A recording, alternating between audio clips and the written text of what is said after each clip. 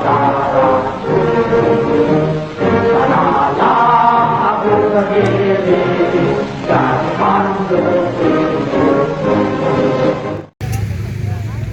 anak-anak, bolehkah saya tanya sedikit? Kalian setuju tidak kalau lagu Indonesia Raya itu dipakai dalam ibadah liturgis jemaat? Tidak. Tidak. Baik, saya tidak setuju karena Indonesia Raya itu lagu kebangsaan, bukan lagu penyembah. Tapi menurut beta justru setuju sih. Memang itu lagu kebangsaan, tetapi isinya mengajak kita untuk membangun persatuan, merawat persaudaraan, mencintai tanah air, rakyat, dan bekerja untuk kesejahteraan bersama. Injil pun mengajarkan kita mengenai nilai-nilai tersebut, jadi tidak masalah untuk dimasukkan dalam liturgi atau kebaktian jemaat. Kurang apa deh lagu-lagu di kidung jemaat. Setiap kali beta dengar lagu Indonesia Raya nih, soal tahu kenapa tapi beta rasa kayak beda sa. Hati kita goyang tuh. Oke. Nah, ini ada cerita menarik. Hari Minggu 14 Agustus 2022 ada yang baru di salah satu jemaat Kemit di Pulau Timor, yaitu jemaat Immanuel Manefu Klasis Kupang Tengah. Ruang ibadah gedung kebaktian itu didekorasi dengan serba merah putih.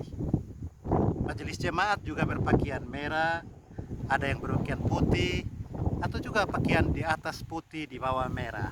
Dan yang mengejutkan, menjelang akhir kebaktian, nyanyian yang dilakukan jemaat sebelum menerima berkat adalah Indonesia Raya, lagu kebangsaan nasional kita. Dan ini tidak biasa, jarang ada nyanyian nasional dilakukan dalam liturgi ibadah. Dan semua peserta ibadah bernyanyi dengan sepenuh hati.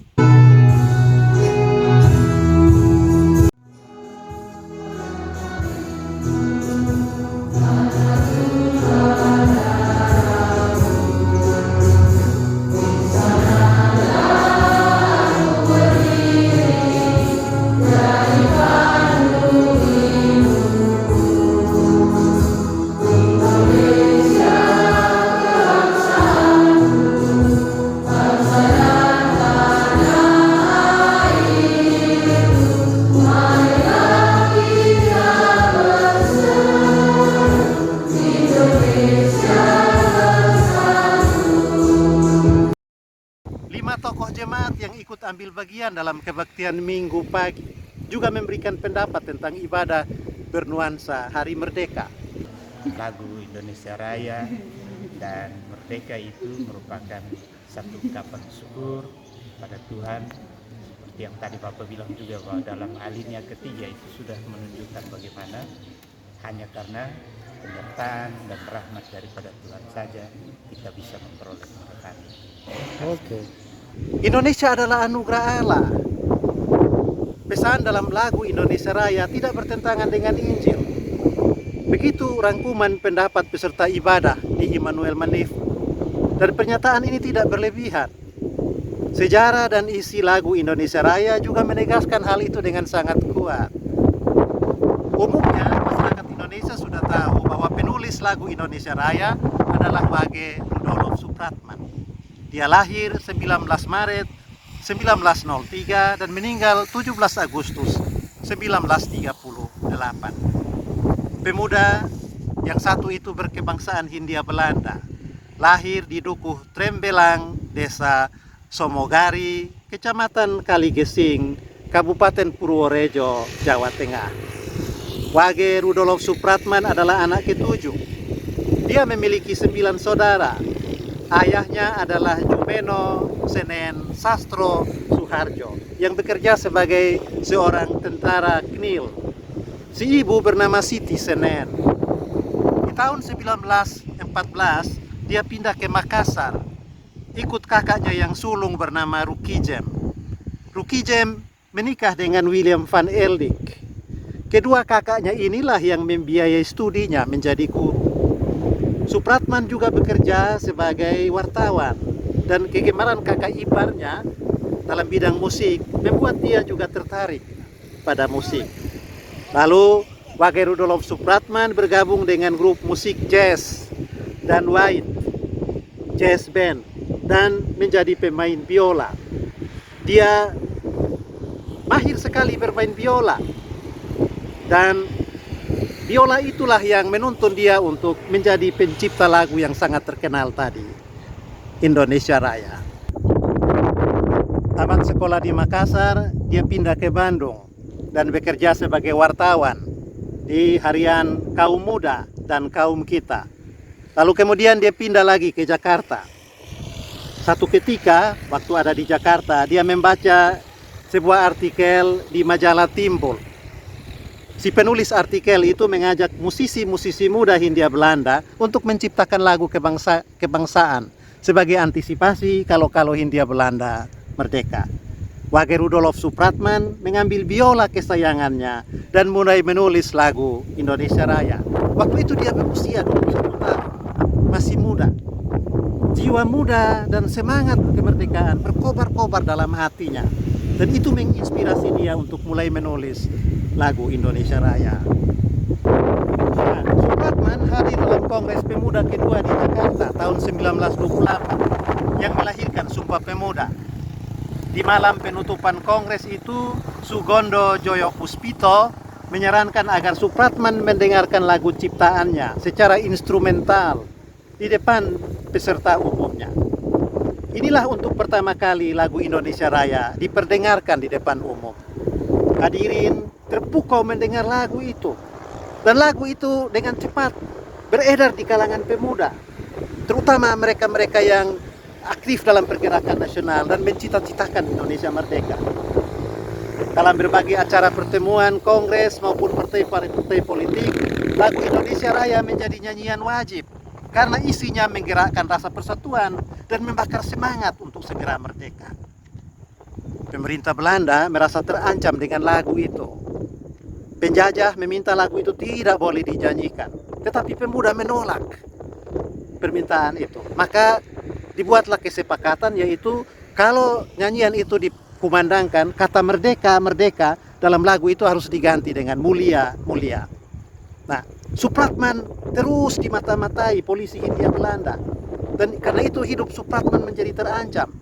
Akhirnya dia jatuh sakit di Surabaya.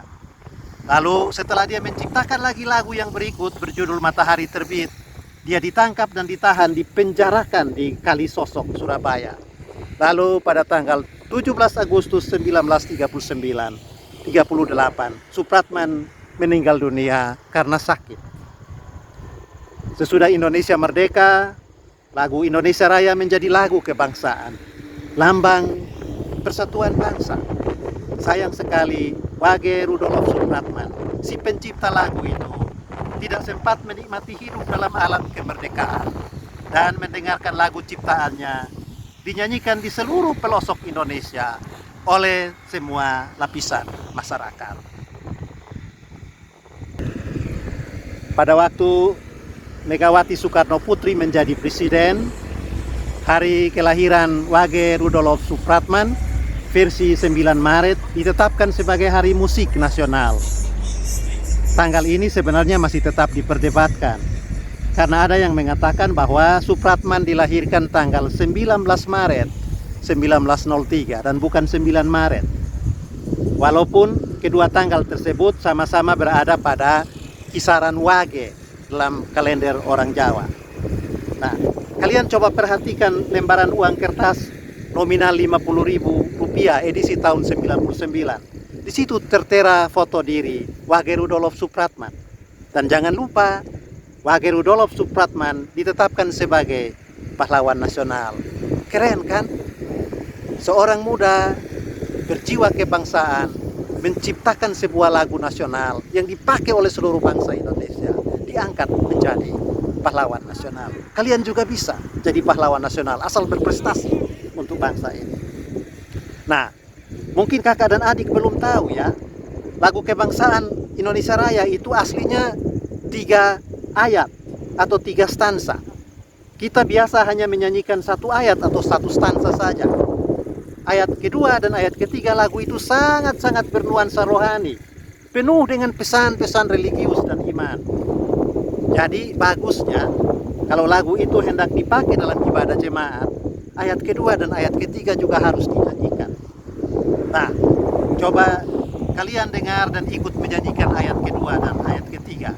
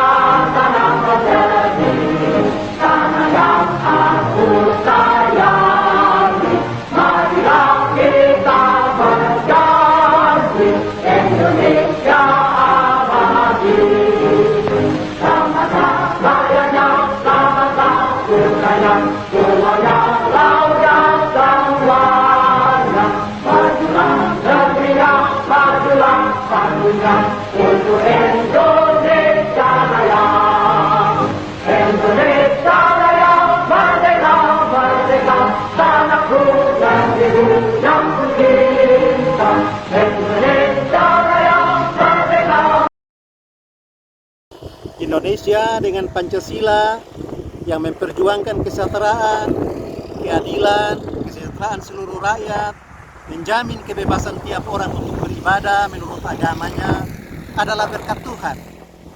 Dan itu ditegaskan dalam alinea ketiga pembukaan Undang-Undang Dasar 1945. Bukankah nilai-nilai ini yang juga diajarkan Yesus dan dicontohkan dalam kehidupannya tiap-tiap hari? Jadi, apakah kalian masih ragu dan terus mempersoalkan, bolehkah lagu Indonesia Raya dipakai dalam liturgi ibadah hari Minggu menjelang proklamasi 17 Agustus? Terima kasih Bapak. Beta belajar satu hal, kalau Indonesia itu merupakan anugerah pemberian dari Tuhan. Oleh karena itu, katong setiap warga Indonesia harus berjuang untuk merawat Indonesia dan terus melakukan keadilan, menghormati kebebasan untuk beribadah kepada Tuhan, dan katong harus memuliakan dan membesarkan nama Tuhan. Keren kawan, mereka yang membenci Pancasila adalah mereka yang menolak keberagaman dan mereka menolak kesetaraan. Dan dengan demikian mereka adalah musuh-musuh Allah.